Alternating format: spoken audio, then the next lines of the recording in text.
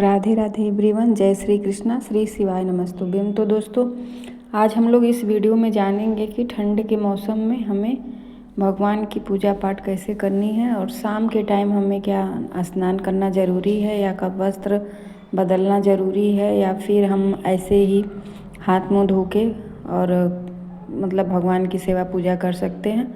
तो इस वीडियो में आज हम सारी चीज़ें आप लोग को बताएंगे कि हमें ठंड में शौच आदि जाने के बाद फिर हमें क्या करना चाहिए और वस्त्र बदल के करना चाहिए या स्नान करके करना चाहिए। तो ये सारे मतलब नियम हम इस वीडियो में बताएंगे। तो सबसे पहले हमें सुबह तो ठंड के टाइम में सुबह गर्मी हो या ठंडी हो, सुबह का स्नान किए बिना हमें लड्डू गोपाल को नहीं छूना है और न ही उनका कोई भी चीज़ इधर उधर करना है। तो सबसे पहले हमें इस चीज़ का ध्यान है कि सुबह उठने के बाद स्नान करें।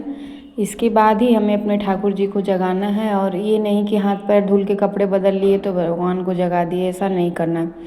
तो इन सब चीज़ों में भगवान लड्डू गोपाल हो या कोई भी घर में हो, तो शालीग्राम हो या फिर जैसे शिवलिंग हो, कुछ भी मतलब छूना नहीं है आपको बिना स्नान किए।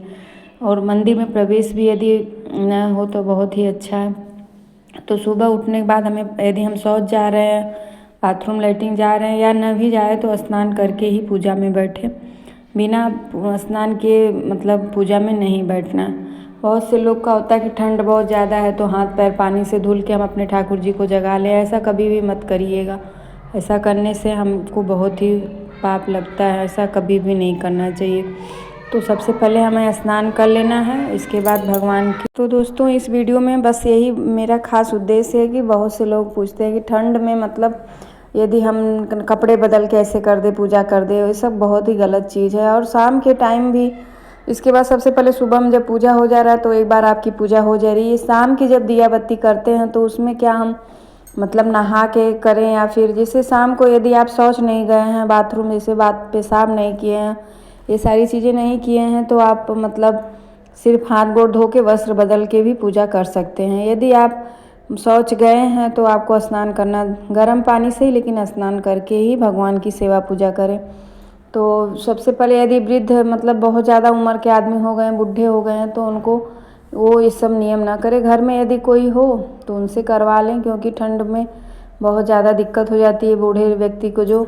लेकिन भगवान का नाम जप करते रहें और पूजा किसी से भी मतलब शाम की दिया बत्ती करवा दें।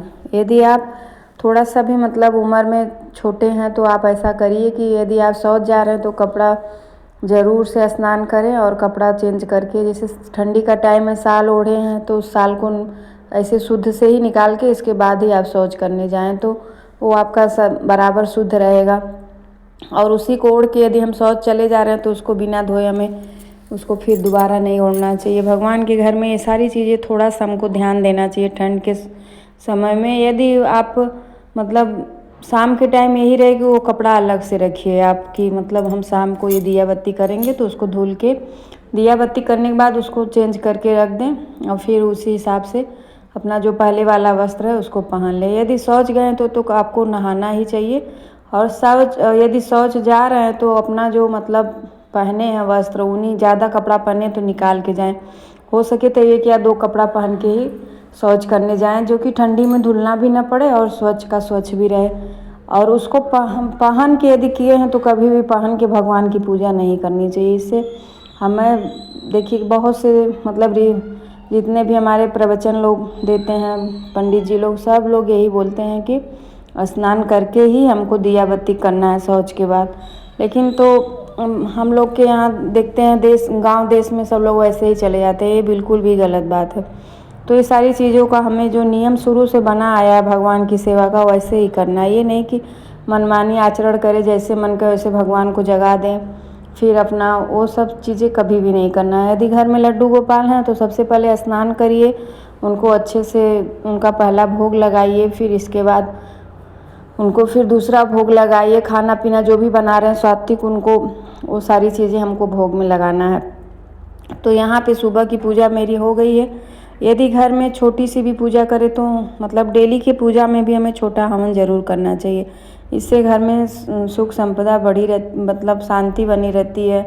और आप देखेंगे कि थोड़ा सा भी हवन करने से निगेटिव ऊर्जा हमारे घर से मतलब जैसे गूगल से हवन या फिर जो हवन सामग्री होता है उससे हवन करने से और मतलब आपके घर से निगेटिव ऊर्जा बाहर जाती है, माहौल एकदम सुगंधित रहता है। इसलिए हमें भगवान की सेवा पूजा में ये सारे नियम ज़रूर से ख्याल रखना चाहिए। छोटा हवन ज़रूर करें। राधे।